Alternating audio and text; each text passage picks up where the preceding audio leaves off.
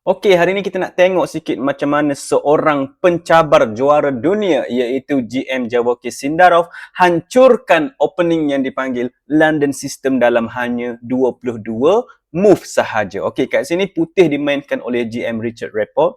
Seorang GM dari Jerman yang memang kuat juga. Dia mulakan dengan naik ke F3 kat sini. Kita ada naik F6, D4, D5, Bishop F4 dan seterusnya C5 kita. Dan kat sini pawn ke E3 kita dapat tengok kat sini ini adalah struktur ataupun struktur yang kita panggil sebagai London System. Okey, untuk yang tak tahu, London System ni merupakan satu opening untuk pemain putih yang dikatakan sangat solid. Bila kita cakap solid ni maksudnya susah untuk lawan attack ataupun serang lah, susah untuk ditembus. Okey.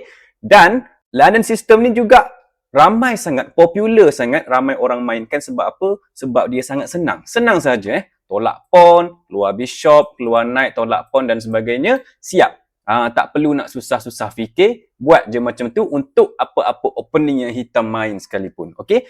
Okey, kita tengok kat sini. Sini hitam sambung dengan knight ke C6, kita ada knight B ke D2, knight ke H5, cuba untuk makan bishop yang strong, yang kuat kat sini. Jadi bishop ni lari ke G5, kita ada pawn ke H6, lari lagi ke H4 dan G5 sekali lagi serang dengan agresif oleh hitam kat sini. Cuma kat sini bishop dah tak lari, mungkin dia penat, jadi dia gerakkan knight pergi ke E5 pula. Ini yang dimainkan oleh Richard sebab apa? Ideanya adalah untuk buka ruang serangan queen ke atas knight. Dan sudah semestinya kat sini, kalau pawn makan bishop, memang queen akan makan knight. Dan ini adalah serangan yang menakutkan sikit lah oleh putih. Okay? Jadi, hitam tak mainkan yang tu. Dia mainkan knight makan knight E5 terlebih dahulu. Kita ada pawn D makan knight E5. Dan seterusnya, knight lari ke G7. Okey, bishop lari juga ke G3, sama-sama lari. Dan seterusnya, knight keluar balik, pergi ke F5 pula.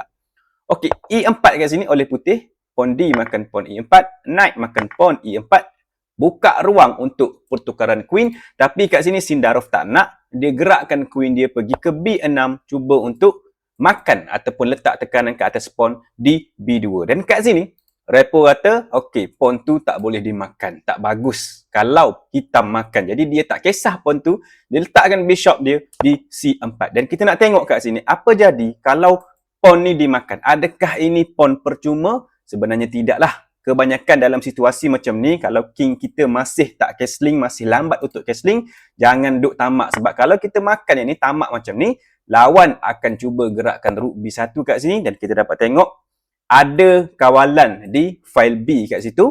Okey. Dan soalan dia, queen ni nak lari kat mana? Kalau queen ni lari ke mana-mana, contohlah yang paling bagus ialah queen ke D4. Sebab apa?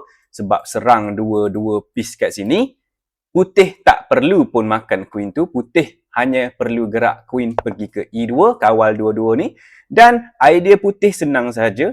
Dia nak castling lepas ni dan mungkin dia akan letakkan rook satu lagi dan cuba serang king hitam yang belum castling kat sini. Itu sahaja idea. Jadi kat sini, macam mana pula kat sini kalau hitam cuba serang balas? Dengan knight makan bishop kat sini, tak menjadi apa-apa pun. Sebab selepas pawn H makan knight tu, pawn ni pun bukan free pun. Okay. Kalau queen makan, lagilah teruk. Memang nampak kat sini, hitam dah ada 2 pawn lebih. Tapi sebenarnya tak ada apa-apa. Sebab putih ada serangan-serangan kuat yang boleh dibuat. Dan kat sini, paling bagus boleh buat ialah tolak je pawn F4. Ini sangat bagus. Kalau korang tengok, kenapa?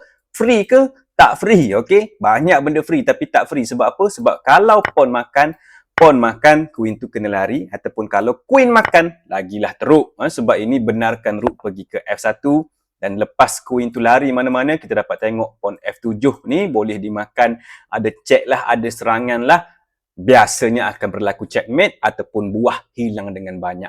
Okey, jadi cerita dia jangan tamak. Kalau nak tamak boleh, pastikan semuanya selamat. Okey, kat sini Sindarov tak tamak lah. Dia gerakkan queen dia pergi ke B4 dulu, check. Sambil-sambil nak makan bishop. Jadi knight, balik, D2, tutup dan kawal bishop tersebut. Dan kita ada bishop ke G7. Tengok masih tak makan. Develop dulu, keluarkan dulu buah. Dan kat sini, Rapport kata, okey, dia nak tolak pawn ke C3. Dia nak paksa queen untuk makan pawn B2 ni supaya dia boleh lagi buat serangan. Sindarov kata, okey tak apa, aku akan makan. Jadi dia pun makan kat situ. Dan kat sinilah Repo telah membuat satu blunder yang besar. Dekat sini, nampak macam logik untuk dimainkan rook ke B1. Tapi ini sebenarnya adalah blunder. Kenapa? Saya cerita lepas ni. Saya cerita dulu apa yang patut putih buat kat sini. Iaitu naik ke E4. Patut dimainkan sebab naik ni kawal pawn ni. Dan lepas tu barulah rook boleh serang queen dan ambil file B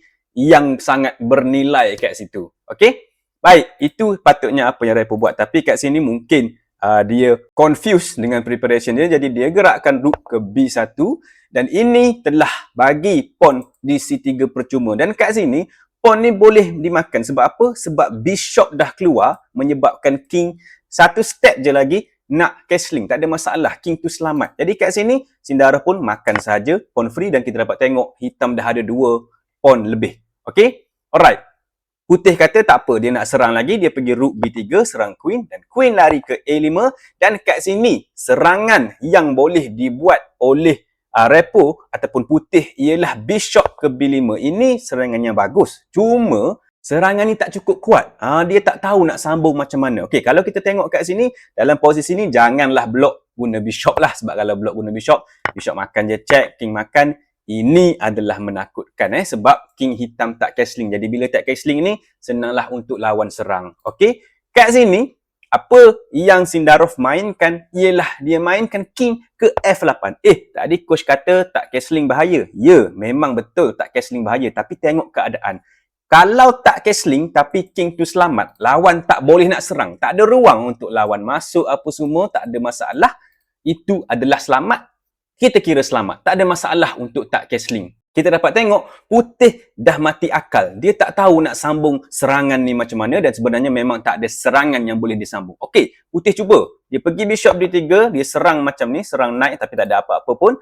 Knight makan bishop di G3 kat sini. Kita ada pawn H makan knight tersebut dan seterusnya bishop keluar ke E6. Giliran Sindarov pula untuk buat serangan ke atas rook kat sini. Dan rook ni gerak pergi makan pawn di B7. Mungkin Repo fikir dia cuba nak buat serangan dekat sini. Tapi ini sebenarnya merupakan perangkap yang dibuat oleh Sindarov. Memang dia nak suruh rook tu makan kat situ. Sebab apa? Sebab ada move yang bagus yang boleh dibuat oleh hitam kat sini. Korang boleh cuba pause video ni kat sini dan cari apakah gerakan terbaik untuk hitam. Silakan.